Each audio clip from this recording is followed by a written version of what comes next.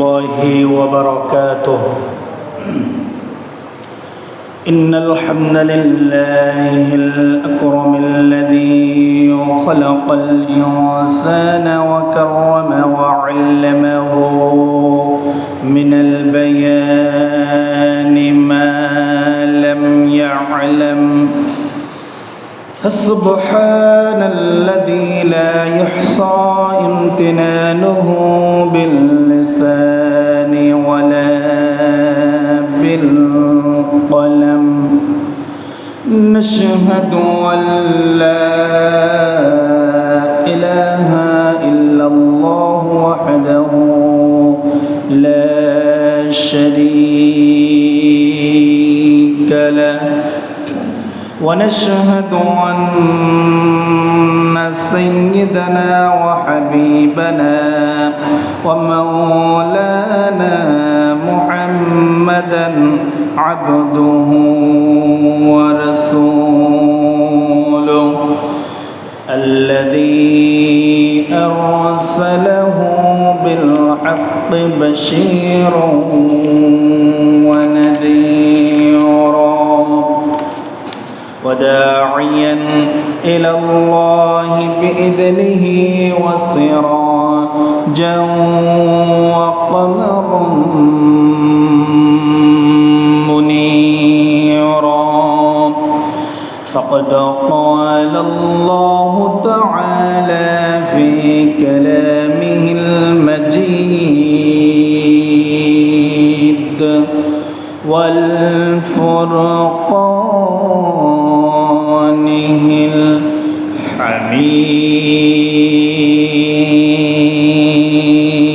الحميد. সকলেই বলি আউযু বিল্লাহি মিনাশ শাইতানির রাজীম। বিসমিল্লাহির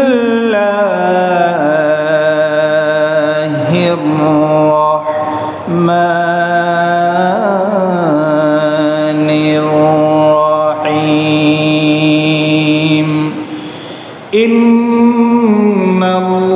ইন্নাল্লাহা ওয়া মালাইকাতাহু ইউসাল্লুনা আলান নাবী। ইয়া আইয়ুহাল্লাযীনা আমানু সাল্লু আলাইহি ওয়া সাল্লিমু তাসলিমা। اللهم صل على محمد وعلى آل محمد كما صليت على إبراهيم وعلى آل إبراهيم إنك حميد مجيد. اللهم بارك على محمد وعلى آل محمد كما باركت على إبراهيم وعلى آل إبراهيم إنك حميد مجيد. সবাই বলে بلغ العلا بكماله كشاف الدجى بجماله حسنت جميع خصاله صلوا عليه وآله. قدموں میں مصطفیٰ کی میرا مزر ہوتا. قدموں میں مصطفیٰ کی میرا مزر ہوتا.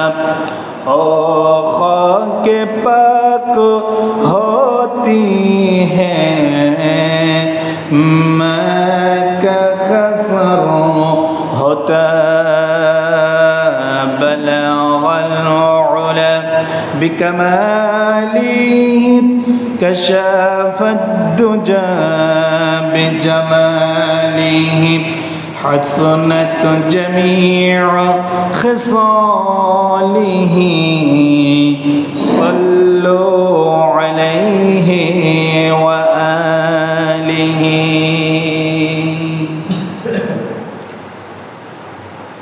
সমস্ত প্রশংসা সেই মহান রব্বুল আলামিনের জন্য যে আল্লাহ সুবহানাহু ওয়া তাআলা জুমআবার শ্রেষ্ঠ দিন, দোয়া কবুলের দিন, পৃথিবী সৃষ্টির দিন, পৃথিবী ধ্বংসের দিন, দিনসমূহের মধ্যে শ্রেষ্ঠ দিনে দুনিয়াবি সমস্ত ঝয় ঝামেলা কাজ কাম থেকে মুক্ত করে তার ঘরে মসজিদে এসে 2 রাকাত ফরজ নামাজ আদায়ের জন্য কোরআনুল কারীম এবং হাদিস থেকে কিছু কথা বলার এবং শোনার সেই অনুযায়ী আমল করার জন্য চেষ্টা করার জন্য যে আল্লাহ সুবহানাহু ওয়া তাআলা মসজিদে এসে বসার তৌফিক দান করলেন, সেই আল্লাহ সুবহানাহু ওয়া তাআলার প্রতি প্রশংসা কৃতজ্ঞতা জ্ঞাপন করি। সবাই বলি আলহামদুলিল্লাহ। দরুদ ও সালাম পেশ করি বিশ্ব মানবতার মুক্তির দূত, যিনি ছিলেন সর্বযুগের সর্বশ্রেষ্ঠ মহামানব, যে রাসূল এ পৃথিবীতে এসে আমাদেরকে শ্রেষ্ঠ উম্মত বলে ধন্য করেছেন, যে রাসূল এ পৃথিবীতে এসে পথ ভোলা পথহারা দিশেহারা মানুষদেরকে সঠিক রাস্তা দেখিয়েছেন, সেই রাসূলের প্রতি দরুদ ও সালাম পেশ করে সবাই বলি সাল্লাল্লাহু আলাইহি ওয়াসাল্লাম। আরও সেই সঙ্গে সেই সব শহীদ ভাইদের আত্মার মাগফিরাত কামনা করি, যারা ইসলামের প্রথম যুগ, প্রথম যুদ্ধ, প্রথম জিহাদ, বদরের ময়দান থেকে শুরু করে উহুদ, হুনাইন, খন্দক, মুতার প্রান্তর, তাবুকের প্রান্তর থেকে শুরু করে আজ পর্যন্ত বাংলাদেশ সহকারে তাম পৃথিবীতে যারা ইসলামের জন্য, কোরআনের জন্য, ইসলামকে প্রতিষ্ঠিত করতে গিয়ে জীবন উৎসর্গ করেছেন আল্লাহ সুবহানাহু ওয়া তাআলা তাদেরকে যেন উত্তম শাহাদাতের মর্যাদা দান করে দেন। সবাই বলে আল্লাহুম্মা আমিন। আত্মার মাগফিরাত কামনা করি।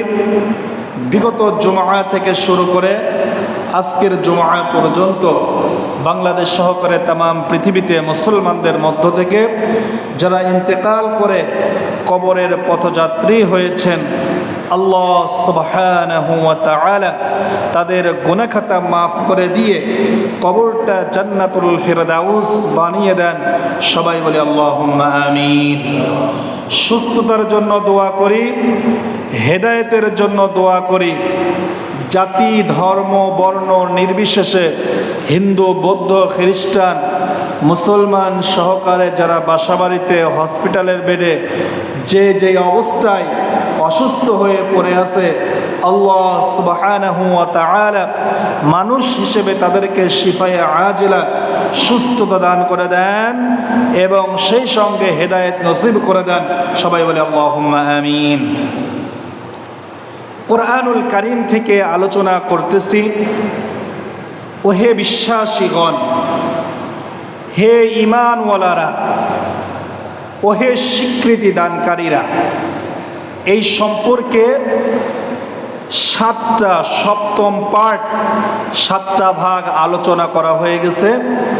আজকে 8ম নম্বর পার্ট, অর্থাৎ কোরআনুল কারীমে আল্লাহ রাব্বুল আলামিন ঈমানদারদেরকে ডাক দিয়েছেন, যারা বিশ্বাস স্থাপন করেছে সর্বপ্রথম 8টি বিষয়ের উপরে।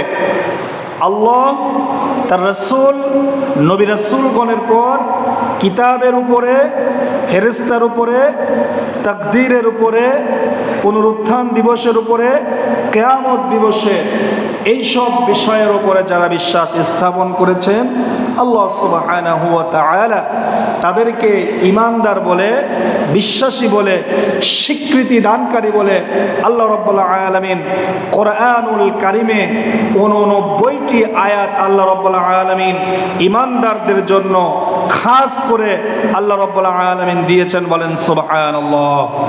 এর ভেতরে 22টা আলোচনা 22টা আয়াত নিয়ে আলোচনা করেছি।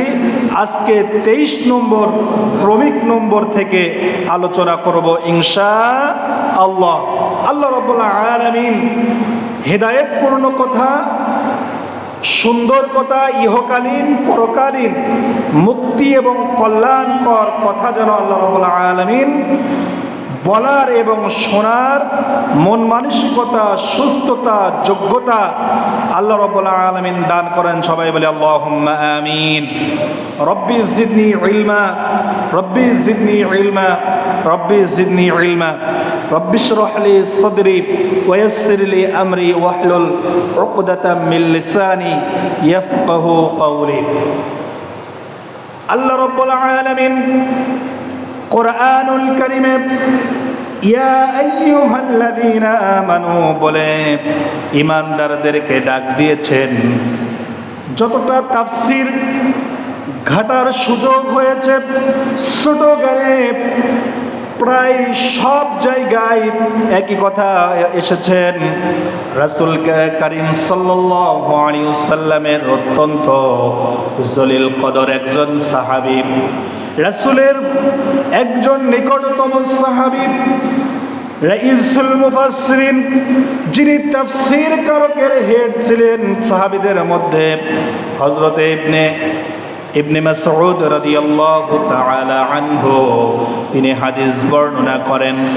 তিনি সাহাবীদেরকে বলেন, ও আমার সাথীরা, ও আমার ভাইয়েরা, বিশ্ব নবী জনাবে মুহাম্মদুর রাসূলুল্লাহ সাল্লাল্লাহু আলাইহি ওয়াসাল্লামের উপরে যখন কোরআনের আয়াত নাজিল হবে, আর ওই সময় যদি ইয়া আইয়ুহাল্লাযীনা আমানু বলে আল্লাহ রাব্বুল আলামিন কোন আয়াত নাজিল করে, তোমরা যেন এটা মনোযোগ দিয়ে শুনবে।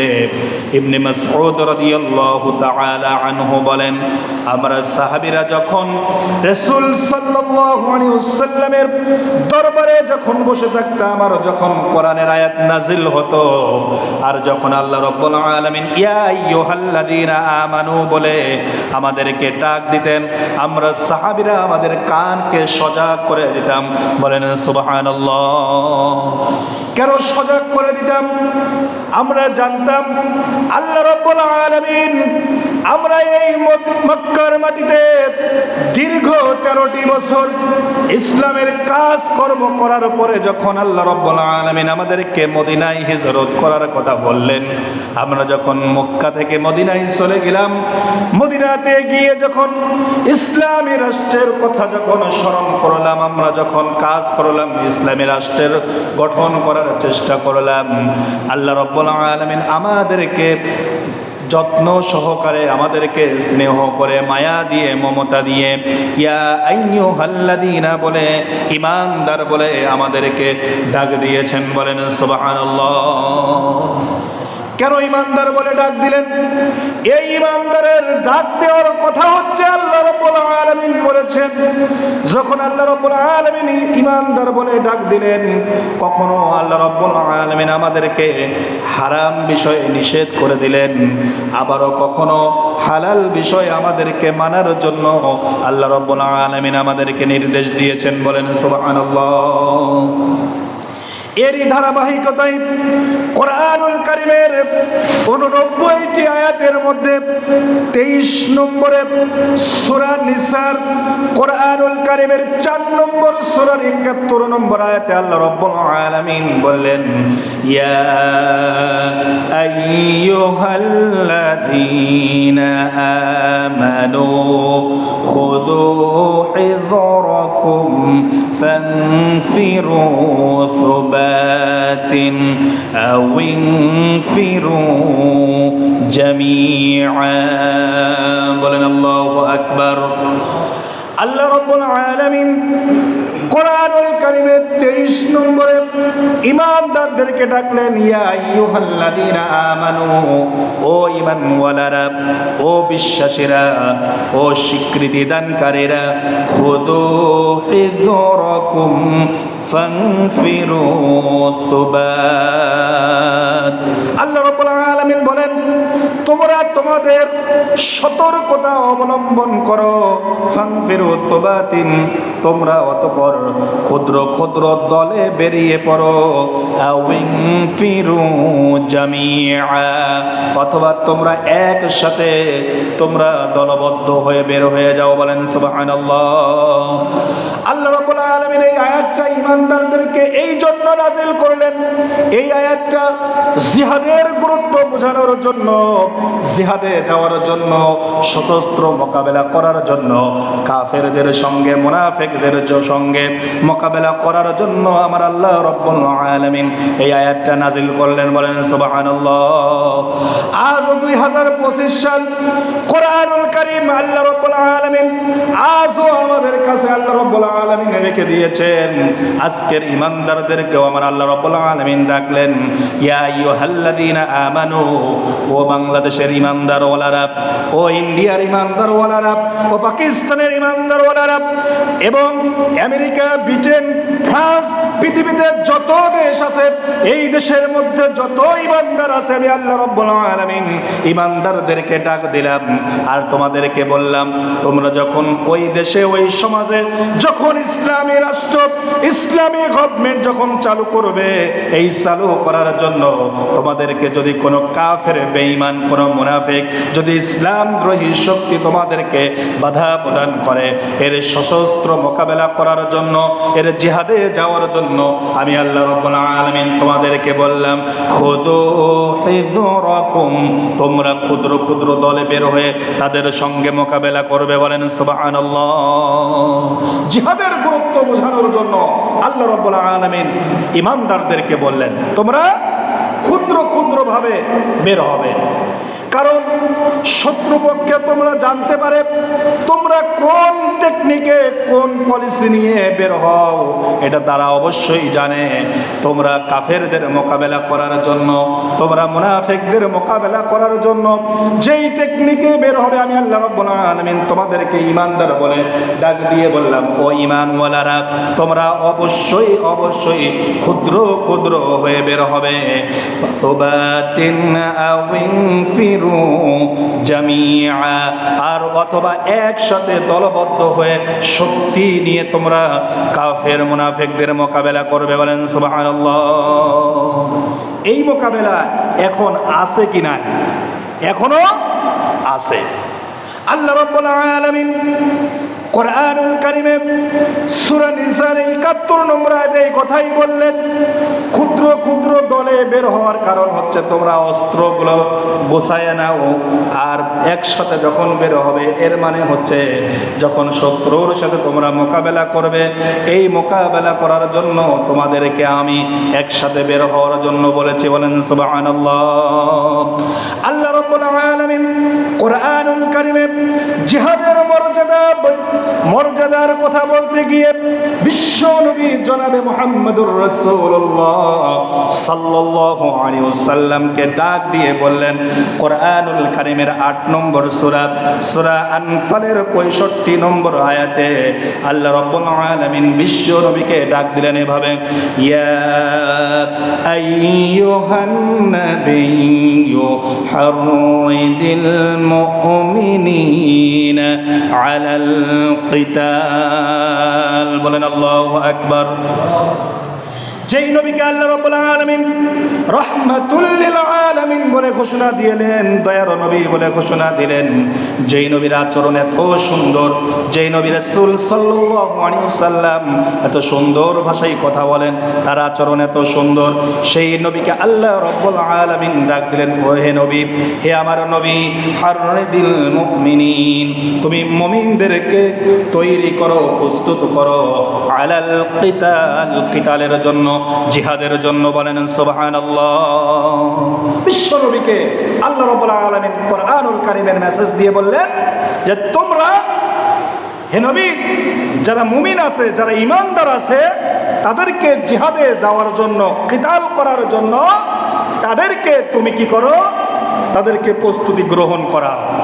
কে বললেন এই কথা? আল্লাহ রাব্বুল আলামিন। সূরা আনফালের 65 নম্বর আয়াত। আল্লাহ রাব্বুল আলামিন এই কথা বলার পরে আল্লাহ রাব্বুল আলামিন বললেন, ইয়াকুম মিনকুম 20 সাবিরুনা ইয়াকলিবু মিআতাইন। বলেন আল্লাহু আকবার।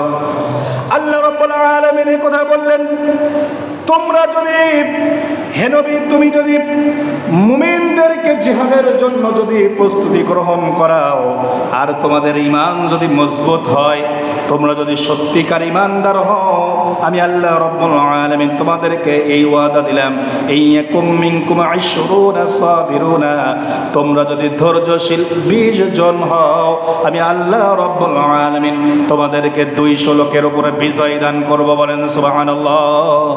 200 লোকের উপরে বিজয় দান করবো। এর কথাটার কারণ কি? আল্লাহ রাব্বুল আলামিন পিছনের কথা টান দিলেন, বিশ্বনবীকে স্মরণ করায় দিলেন। তুমি স্মরণ করো সেই দিনের কথা যখন রমজান মাস ছিল, 17ই রমজান। তোমরা ছিলে রোজা রেখেছিলে, তোমরা ছিলে দুর্বল, তোমাদের হাতে ছিল না কোনো অস্ত্র, মাত্র 313 জন তোমরা বদরের ময়দানে তোমরা গেলে, আমি আল্লাহ রাব্বুল আলামিনের কাছে তোমরা সাহায্য চাইলে, তোমাদের ঈমানটা এত মজবুত হলো, তোমাদের ঈমানটা এত শক্ত হলো, তোমরা ঈমানদার ছিলে। আমি আল্লাহ রাব্বুল আলামিন এই ঈমানের কারণে তোমরা ওই 313 জন মোকাবেলা করলে, আমি তোমাদেরকে 1000 কাফেরের উপরে তোমাদেরকে বিজয় দান করে দিলাম। বলেন সুবহানাল্লাহ। আল্লাহ রাব্বুল আলামিন বলেন, তোমরা যদি ধৈর্যশীল হও, তাহলে অবশ্যই অবশ্যই তোমাদেরকে আমি বিজয় দান করব। বলেন সুবহানাল্লাহ। জিহাদের কথা বলতে গিয়ে আল্লাহ রাব্বুল আলামিন ঈমানদারদেরকে ডাক দিয়ে বললেন যে তোমরা ক্ষুদ্র ক্ষুদ্র হয়ে দলে বের হও। আল্লাহ রাব্বুল আলামিন সূরা তাওবার 73 নম্বর আয়াতে আল্লাহ রাব্বুল আলামিন মানুষদেরকে জানিয়ে দিলেন, আবারও নবীকে ডাক দিলেন। কাকে ডাক দিলেন? নবীকে ডাক দিলেন, যেই নবী নিজে স্বয়ং 27টি যুদ্ধের নেতৃত্ব দিয়েছিলেন, যেই নবী তার জীবদ্দশায় অনেক যুদ্ধ করেছেন, সাহাবা আজমাইনরা যুদ্ধ করেছেন, তাদের জীবনটা বিলিয়ে দিয়েছেন, তারা জীবনকে উৎসর্গ করেছেন, কারণ একটাই, এই জমিনে, এই মক্কা, এই মদিনার, এই বিশ্ববাসীর উপরে যেন এই কোরআন দিয়ে মানুষের জীবন, ব্যক্তি, পরিবার, সমাজ, রাষ্ট্র পরিচালনা করতে পারে। সেই রাসূলকে আল্লাহ রাব্বুল আলামিন যুদ্ধের নেতৃত্ব আল্লাহ রাব্বুল আলামিন শিখাচ্ছেন। বলেন সুবহানাল্লাহ। আল্লাহ রাব্বুল আলামিন সূরা তাওবার 73 নম্বর আয়াতে আল্লাহ রাব্বুল আলামিন ডাক দিলেন, ইয়া আইয়ুহান নাবিয়্যু জাহিদিল কুফফারা ওয়াল মুনাফিকিনা ওয়াগলুয আলাইহিম ওয়া মা'ওয়াহুম জাহান্নাম ওয়া বি'সাল মাসীর। বলেন আল্লাহু আকবার। আল্লাহ রাব্বুল আলামিন বিশ্বনবী হযরত মুহাম্মদ সাল্লাল্লাহু আলাইহি ওয়াসাল্লামকে ডাক দিলেন, ইয়া আইয়ুহান নাবিয়্যু, হে নবী, জাহিদুল কুফফার ওয়াল মুনাফিকিন, তোমরা কাফের আর মুনাফিকদের উপরে যুদ্ধ জিহাদ করো, ওয়াগলুদ আলাইহিম, আর তাদের উপরে তোমরা কঠোরতা অবলম্বন করো। বলেন সুবহানাল্লাহ। ওয়া মা'ওয়াহুম জাহান্নাম, কারণ আমি কাফের আর মুনাফিকদের জন্য জাহান্নাম নির্ধারণ করে দিয়েছি। ওয়া বি'সাল মাসীর, আমি আল্লাহ রাব্বুল আলামিন বলে দিলাম এই জাহান্নাম কতই না নিকৃষ্ট স্থান। বলেন নাউযুবিল্লাহ। আল্লাহ রাব্বুল আলামিন বিশ্ব নবীকে ডাক দিলেন, ডাক দিয়ে বললেন, হে রাসূল, হে নবী, আপনি কাফের এবং মুনাফিকদের উপরে জিহাদ করো। জিহাদ হতে পারে একজন সাংবাদিক তার লেখনের মাধ্যমে সত্য কথা লিখতে পারে, সত্য কথা দিয়ে তিনি জিহাদ করতে পারে। একজন চাকরি বাকরি যিনি করেন তার সুদ ঘুষ ছেড়ে দিয়ে সততার সঙ্গে সে চাকরি বাকরি করে নিজেকে আত্মসংযমী করে মোকাবেলা করে সে জিহাদ করতে পারে। যেই পথে আছে সেইটাকে প্রাণান্ত করার চেষ্টা করে, কোরআন সুন্নাহ মোতাবেক তার চেষ্টা করে সফলতার মানদণ্ডে পৌঁছে দেওয়ার নাম হচ্ছে জিহাদ। বলেন সুবহানাল্লাহ। এই রাসূলকে বললেন যে তুমি কাফেরদের আর মুনাফিকদের বিরুদ্ধে জিহাদ করো আর তাদের বিরুদ্ধে তুমি কঠোরতা অবলম্বন করো। আমরা কাফের শব্দের অর্থটা বুঝি না। আল্লাহ রাব্বুল আলামিন বলেন যারাই হচ্ছে মুখে স্বীকার করলো কিন্তু অন্তরে বিশ্বাস করলো না, কাজে পরিণত করলো না, এরা হচ্ছে কাফের। কিন্তু আবারও বলেন তারাই হচ্ছে কাফের, মুখে স্বীকার করলো, অন্তরে বিশ্বাসও করলো কিন্তু কাজে পরিণত করলো না, এরাও হচ্ছে কাফের। কিন্তু আল্লাহ রাব্বুল আলামিন বলেন তারাও হচ্ছে কাফের, নামাজও পড়লো, স্বীকারও করলো, বিশ্বাসও করলো, বাস্তবায়নও করলো, কিন্তু মনে মনে কাফেরের তাবেদারি আর গোলামি করে, এরাও হচ্ছে কাফের। এরা হচ্ছে কি? এরাও হচ্ছে কাফের। আল্লাহ রাব্বুল আলামিন বলেন কুফরুন শব্দের অর্থ হচ্ছে ঢেকে দেওয়া, অস্বীকার করা, মানা না, অস্বীকার করে সেটাকে ডিভাইডেড করে অন্যদিকে চলার নাম হচ্ছে কুফরি করা। কথা ঠিক কিনা? আল্লাহ রাব্বুল আলামিন বলেন এই কাফেরদের বিরুদ্ধে, এক কাফের তো আছে যারা হিন্দু বৌদ্ধ খ্রিস্টান মুসলমান সারা যারা আছে তারা হচ্ছে কাফের, আর মুসলমানের মধ্যে যারা নামাজ পড়ে না তারা কি? তারা কি? কাফের। রাসূল সাল্লাল্লাহু আলাইহি ওয়াসাল্লাম বলেছেন মান তারাকা সালাতা মুতাআম্মিদান ফাকাদ কাফারা, যে ব্যক্তি ইচ্ছাকৃতভাবে নামাজ ছেড়ে দিল সে কুফরি করলো, আর যে একাধারে নামাজ পড়লো না সে কুফরি করলো, কাফের হয়ে গেল। কথা ঠিক কিনা? ওয়াল মুনাফিকিনা, আপনি যদি বলেন আমি কাফের দেখতে চাই তাহলে আপনি আমেরিকা, ব্রিটেনে, ফ্রান্সে আপনি গেলে হাজারো হাজারো কাফের আপনি দেখতে পারবেন। আপনি যদি চিন্তা করেন যে আমি হিন্দু দেখতে চাই, মুশরিক দেখতে চাই, পাশের দেশ ইন্ডিয়ায় গেলে হাজারো হাজারো হিন্দু মুশরিক আপনি দেখতে পারবেন। এইভাবে যদি অন্যান্য ধর্মের অবলম্বনের মানুষকে যদি আপনি দেখতে চান হাজারো মানুষকে আপনি দেখতে পারবেন। যদি মনে করেন আমি মুনাফিক দেখতে চাই, আল্লাহ না করুক এই মসজিদের ভিতরেও মুনাফিক আছে। কথা ঠিক কিনা? মসজিদের ভিতরেও মুনাফিক আছে। মুনাফিক হচ্ছে সবচাইতে ডেঞ্জারাস একটা জিনিস। আল্লাহ রাব্বুল আলামিন বলেন তোমরা যদি একটা ভাত রান্না করতে যাও, ওই পাতিলের ভিতরে পানি দাও, পানি দেওয়ার সঙ্গে সঙ্গে চাউল দাও, চাউল দেওয়ার নিচে সর্বপ্রথম নিচে যে চাউল যায় ওইটার আগুনের তাপ লাগে আগে নিচের তাপ। কথা ঠিক কিনা? নিচেরটার তাপ লাগে। আল্লাহ রাব্বুল আলামিন বলেন কোরআনুল কারীমে ঘোষণা দিলেন ইন্নাল মুনাফিকিনা ফিদ দারকিল আসফালি মিনান নার, নিঃসন্দেহে মুনাফিকরা জাহান্নামের একবারে নিম্ন তলায় থাকবে। বলেন নাউজুবিল্লাহ। তার মানে কিয়ামতের দিন এই মুসলমানদের মধ্য থেকে যারা মুনাফিকি করবে এদেরকে সবার আগে জাহান্নামে যেতে হবে। বলেন নাউজুবিল্লাহ। এই মুনাফিকদের উপরে তুমি কি করো? জিহাদ করো। ইমানদারদেরকে আল্লাহ রাব্বুল আলামিন জিহাদের ব্যাপারে, যুদ্ধ করার ব্যাপারে আল্লাহ রাব্বুল আলামিন বলেন খুযু হিদরাকুম, তোমরা ক্ষুদ্র ক্ষুদ্র দলে অস্ত্র শস্ত্র এইগুলো সমাগম করার কারণে তোমরা প্রস্তুতি গ্রহণ করো। সুবাতিন আও ইনফিরু জামিআ, অথবা তোমরা একসাথে বের হও। মুনাফিকদের বিরুদ্ধে তোমরা কঠোরতা অবলম্বন করো, তোমাদের ভিতরে যেন কোনো দয়া মায়া যেন না আসে। কে বললেন এই কথা? আল্লাহ রাব্বুল আলামিন সূরা তাওবার ৭৩ নম্বর আয়াতে শব্দটা হচ্ছে ওয়াগলুয আলাইহিম, তাদের উপরে কঠোরতা অবলম্বন করো। আল্লাহ রাব্বুল আলামিন কোরআনুল কারীমের ভিতরে বলেন যে ব্যক্তি এই পৃথিবীতে জন্মগ্রহণ করলো আলা লাহুল খালকু ওয়াল সৃষ্টি যারা আইন চলবে হচ্ছে তার, নামাজ পড়লো, যাকাত দিল, হজ করলো, সবই করলো, কিন্তু ইসলামী রাষ্ট্র চাইলো না, কোরআন দিয়ে এই সমাজটা চলুক এটা তারা চাইলো না। আল্লাহ রাব্বুল আলামিন বললেন তারা হচ্ছে কাফের। তারা হচ্ছে কি? তারা হচ্ছে কাফের। আল্লাহ রাব্বুল আলামিন সূরা মাইদার ৫ নম্বর সূরার ৪৪ নম্বর আয়াতে আল্লাহ রাব্বুল আলামিন বললেন ওয়ামান লাম ইয়াহকুম বিমা আনজালাল্লাহু ফাউলাইকা হুমুল কাফিরুন। বলেন আল্লাহু আকবার। আল্লাহ রাব্বুল আলামিন বলেন যারা আমার বিধান মোতাবেক, যারা আমার বিচার ফয়সালা, আমার কোরআন দিয়ে বিচার ফয়সালা যারা করে না, তারা হচ্ছে কাফের। এখন আমার কথা হচ্ছে যারা বিচার করবে তাদের তো একটা ক্ষমতা দরকার, কথা ঠিক কিনা? আপনি কি এমনি এমনি বিচার করতে পারবেন? এমনি এমনি বিচার করতে পারবেন? বিচার করতে গেলে পরে একটা দল থাকা দরকার। তাও আল্লাহ রাব্বুল আলামিন কোরআনুল কারীমের ভিতরে বলেছেন কুনতুম খায়রা উম্মাতিন উখরিজাত লিন-নাসি তা'মুরুনা বিল মা'রুফ ওয়া তানহাউনা আনিল মুনকার। আল্লাহ রাব্বুল আলামিন বলেন তোমাদের মধ্যে একটা দল থাকা দরকার, যে দল সৎ কাজের আদেশ করবে আর অসৎ কাজের বাধা প্রদান করবে। বলেন সুবহানাল্লাহ। তাহলে আল্লাহর বিচার করতে গেলে অবশ্যই দল থাকা দরকার, আর ওই দলকে অবশ্যই ক্ষমতা নেওয়া দরকার, ক্ষমতায় যাওয়া দরকার।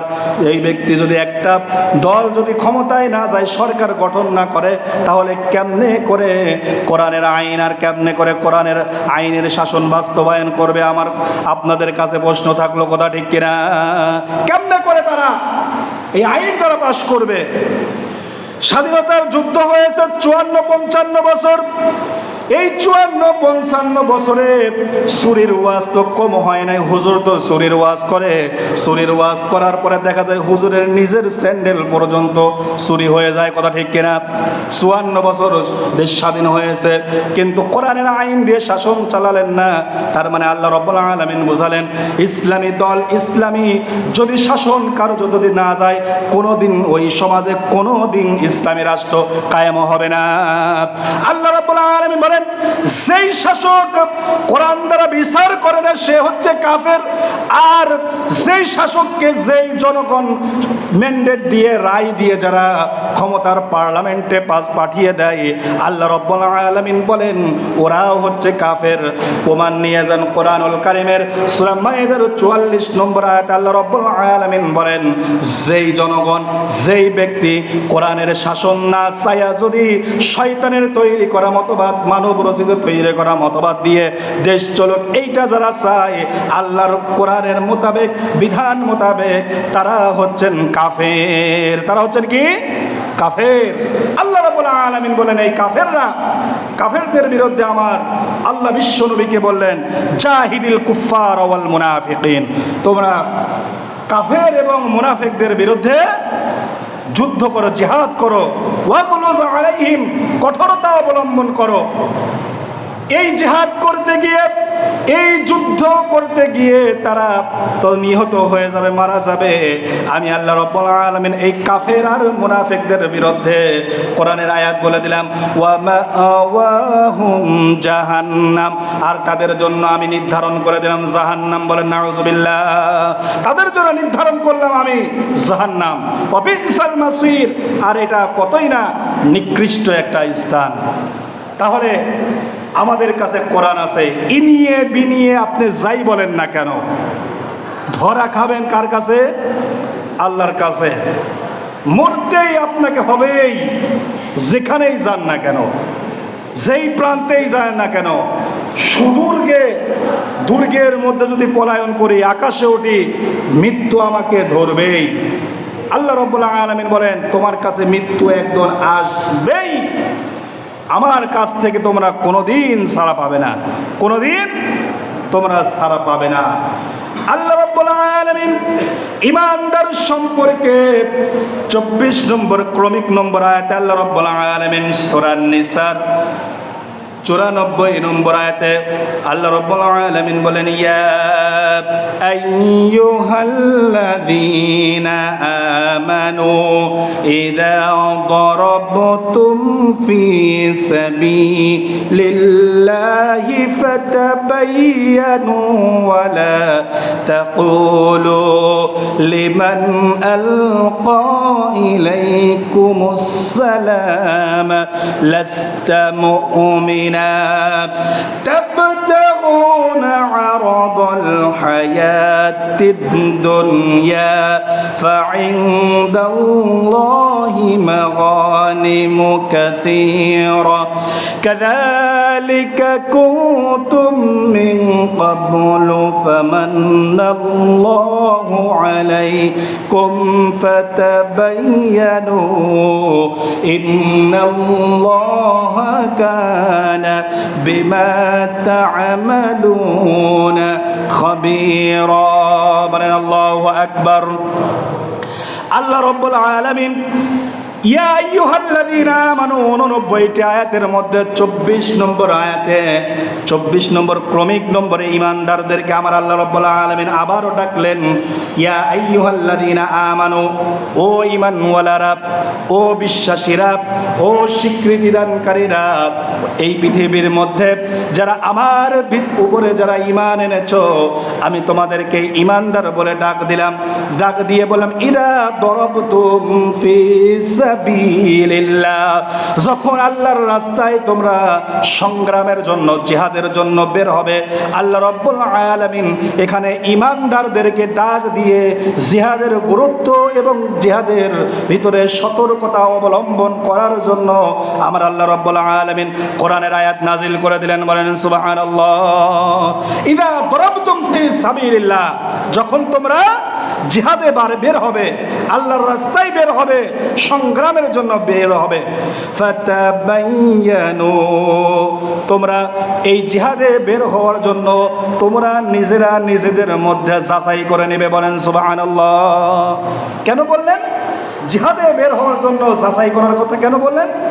সবেমাত্র তারা ইসলাম গ্রহণ করেছে, মক্কার মাটিতে তারা বিশ্বনবীর রিসালাতের দাওয়াত দিচ্ছেন। আল্লাহ ছাড়া কোনো আইনদাতা নাই, বিধানদাতা নাই, শাসনকর্তা নাই, লালনকর্তা নাই, একচ্ছত্র মালিকানা কার? আল্লাহ রাব্বুল আলামিনের। এই আল্লাহ রাব্বুল আলামিনের উপরে তোমরা ঈমান আনো।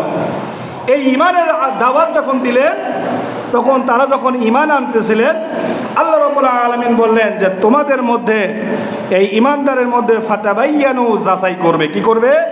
যাচাই করবে, কারণ তোমাদের মধ্যে ঘাপটি মেরে মুনাফিক আছে। কথা ঠিক কিনা? এই জিহাদে যাওয়ার জন্য তোমাদের মধ্যে গড়িমসি করবে। তোমরা জিহাদে বের হওয়ার আগেই তোমরা এটা যেন পরীক্ষা করে নাও, কারণ ওই যে উহুদের ঘটনা তোমরা জানো যে 1000 সৈন্য নিয়ে তোমরা উহুদের ময়দানে মোকাবেলা করার জন্য যাচ্ছিলে। প্রতিমধ্যে আব্দুল্লাহ ইবনে উবাই ইবনে সুলুল, যিনি মুনাফিকদের সর্দার, যার নামাজের কমতি ছিল না, যার হজের কমতি ছিল না, যার দানের কমতি ছিল না, কোনো কিছুর কমতি ছিল না, কিন্তু তিনি বললেন যে এই জিহাদে যাওয়া যাবে না, এই জিহাদে গেলে তোমরা মার খেয়ে আবার ফিরে আসবে, তোমরা শেষ হয়ে যাবে। আমি আমার নেতৃত্বে যে 300 লোক নিয়ে এসেছিলাম, আমি নিয়ে ভাগিয়ে চলে গেলাম। কথা ঠিক কিনা? এই কাজ করেছিল না? এই কাজ আব্দুল্লাহ ইবনে উবাই ইবনে সুলুল করেছিলেন। আল্লাহ রাব্বুল আলামিন বলেন তোমরা সতর্কতা অবলম্বন হও, তোমাদের ভিতরে ঘাপটি মেরে মুনাফিক থাকবে। মুনাফিক থাকবে না? ইসলামী দল, কথাটা বুঝেন, যারা ইসলামকে রাষ্ট্রীয়ভাবে প্রতিষ্ঠিত করতে চায়, মানুষ মাত্র ভুল হবে, কিন্তু 100 ভাগের মধ্যে 90টাই তাদের মধ্যে ভালো। কথা ঠিক কিনা? 10টা খারাপ থাকতে পারে। আর যারা শয়তানের তৈরি করা মতবাদ, মানুষের তৈরি করা মতবাদ চালু করতে চায়, ওদের মধ্যে 10টা ভালো, 90টাই খারাপ। কথা ঠিক কিনা? আল্লাহ রাব্বুল আলামিন বলেন অবশ্যই অবশ্যই তোমরা যাচাই করে নিবে, কারণ সাহাবীদের মধ্যে আমি রাসূল সাহাবীদেরকে 3 ভাগে বিভক্ত করে দিয়ে গেলাম। কয় ভাগে? 3 ভাগে। মুখলিস সাহাবী, মুমিন সাহাবী আর মুনাফিক সাহাবী। যারা একনিষ্ঠভাবে আল্লাহর প্রতি ঈমান আনতো, যারা সততার সঙ্গে ইসলামের ওপর অটল থাকতো, তারা হচ্ছে মুখলিস। আর যারা ঈমানের সঙ্গে বসবাস করতো, তারা হচ্ছে মুমিন। আর যারা এই দুই শ্রেণীর বাদ দিয়ে ইসলামের লিবাস পরে থাকতো কিন্তু ঘাপটি মারে ইসলামের ক্ষতি করার পাইতারা করতো, আল্লাহ রাব্বুল আলামিন বলেন এরা হচ্ছে মুনাফিক। তাহলে সাহাবাদের মধ্যে মুনাফিক ছিল না? মুনাফিক থাকবেই।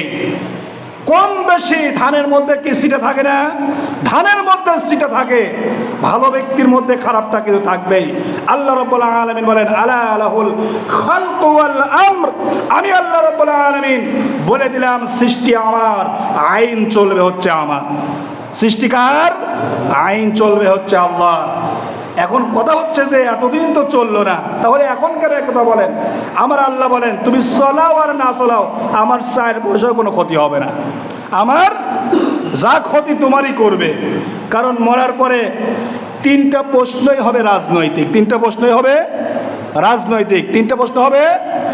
কবরে যে 3টা প্রশ্ন হবে, এই 3টা প্রশ্নই বিশ্লেষণ করে দেখবেন 3টা প্রশ্নই হচ্ছে রাজনৈতিক। আল্লাহ রাব্বুল আলামিন বলেন সর্বপ্রথম তাকে জিজ্ঞাসা করা হবে মার রব্বুকা, তোমার রবকে।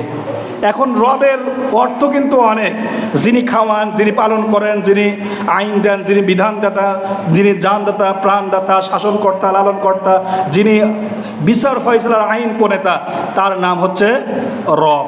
এখন কথা হচ্ছে যে এখন আল্লাহকে রব মানে বাদ দিয়ে কাকে রব মানেন?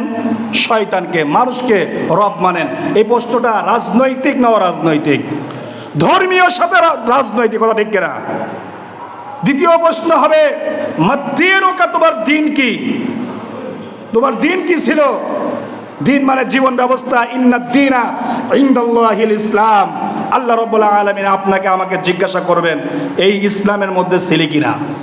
মরার পরে বিসমিল্লাহি ওয়া আলা মিল্লাতি রাসূলিল্লাহ, সারা জীবন লেনিন, কার্ল মার্কস, মাও সেতুনের মতবাদ নিয়ে চললেন আর মানব রচিত তৈরি করা আইনের মতবাদে চললেন। মরার পরে বিসমিল্লাহি আল্লাহর নামে শুরু করলাম আর রাসূলের দলে অনুভুক্ত করে দিলাম। আপনি তো কবর পর্যন্ত গিয়েও মিথ্যা কথা বললেন, কথা ঠিক কিনা?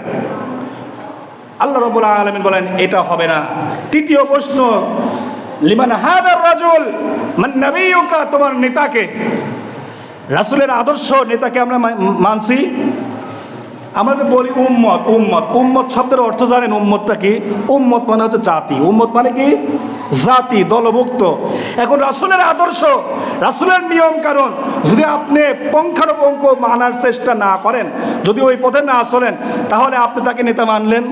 আর নেতা না মানলে আপনি কিভাবে তার উম্মত হবেন? আল্লাহ রাব্বুল আলামিন এই জন্যই বলতেছেন ইয়া আইয়ুহাল্লাযীনা আমানু ইযা দারাবতুম ফি সাবিলিল্লাহ, হে ঈমানদারগণ, ও হে ঈমানওয়ালারা। এখানে কাকে ডাকেছেন আল্লাহ?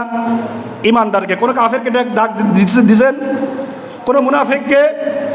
কোন নাস্তিক? কোন মুরতাদ? এদের কাউকে আল্লাহ রাব্বুল আলামিন ডাক দেননি, ডাক দিলেন আল্লাহ ঈমানদারদেরকে। কাদেরকে? আমার রব, আপনার রব, তার পক্ষ থেকে এই ফয়সালা হচ্ছে যে তোমাকে আমাকে আল্লাহ ঈমানদার বলে ডাক দিলেন। ডাক দিয়ে বললেন যখন আল্লাহর রাস্তায় সংগ্রামে বের হবে তখন তোমরা তোমাদের মধ্যে যাচাই করে নিবে। বলেন সুবহানাল্লাহ।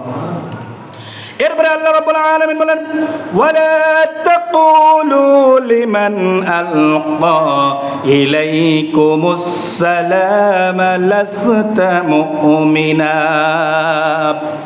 তোমরা যে জিহাদের ময়দানে বের হলে এমত অবস্থায় যদি তোমাদেরকে কেউ ডাক দেয়, ডাক দিয়ে যদি তোমাদেরকে সালাম দেয়, তোমরা দুনিয়ার স্বার্থবাদী হয়ে তাদেরকে তোমরা কখনো ঈমানদার না বলে অন্য কথা বলে তাদেরকে কাফের ট্যাগ দিও না। কে বললেন? আল্লাহ রাব্বুল আলামিন।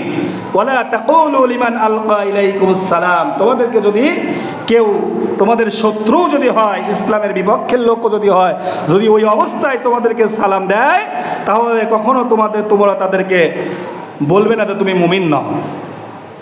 লাস্তা মুমিনা, আল্লাহ রাব্বুল আলামিন বলেন তোমরা দুনিয়ার জীবনের সম্পদের আশায় এই কথা তোমরা বলবে না। আছে না অনেক মানুষ যে কিছু না হলে কাফের ট্যাগ দেয়, আছে না? ঘুষ করে কাফের বলে শেষ করে দেয়। একজন মানুষকে আপনি আমভাবে কাফের বলতে পারেন, কিন্তু কারোকে খাসভাবে বলেন এই তুমি কাফের, এই কথা বলা কখনো যাবে না। কারণ ওই ব্যক্তি যে কাফের এটা আপনি কিভাবে জানলেন? আল্লাহ রাব্বুল আলামিন বলেন খাসভাবে বলা যায় যে যে নামাজ পড়ে না সে তো কাফের, কারণ নাম ধরে বলা হয়েছে। যে ইসলাম মানে না সে হচ্ছে কাফের, যে কোরআন মানে না সে হচ্ছে কাফের, যে আল্লাহর আইন মানে না সে কি, সে কাফের। এখানে আমি আপনিও থাকতে পারি যদি আল্লাহর আইন লঙ্ঘন করি, কথা ঠিক কিনা? আল্লাহ রাব্বুল আলামিন বলেন তাবতাগুনা আরাদাল হায়াতিদ দুনিয়া। আল্লাহ রাব্বুল আলামিন বলেন তোমরা যে দুনিয়ার সম্পদের আশায় তোমরা অন্বেষণ করতেছো, ফাইনদাল্লাহি মাগানিমু কাসীরা কাসীরা। আল্লাহ রাব্বুল আলামিন বলেন অথচ আল্লাহ রাব্বুল আলামিনের কাছে অনেক ধন সম্পদ আল্লাহ রাব্বুল আলামিন রেখে দিয়েছেন, বলেন সুবহানাল্লাহ। আসুন এই যে আমরা কোরআনুল কারীমের 89টি আয়াতের মধ্যে কয়টা আয়াত আলোচনা করেছি? দুইটা। আজকে কয়টা আলোচনা করছি? দুইটা। 24 নম্বরে 89টার মধ্যে দুইটা আলোচনা করেছি। এই কান দিয়ে শুনলেন আর এই কান দিয়ে যদি বের করে দেন এটা কোনো ফায়দা হবে না। আসুন আল্লাহ রাব্বুল আলামিন আমাদেরকে এর উপরে আমল করার কাজে পরিণত করার আল্লাহ রাব্বুল আলামিন তৌফিক দান করুন। সবাই বলি আল্লাহুম্মা আমিন। ওয়া আখিরি দাওয়ানা আলহামদুলিল্লাহি রাব্বিল আলামিন। যারা সুন্নাত নামাজ পড়েন নাই তারা সুন্নাত নামাজ পড়েন।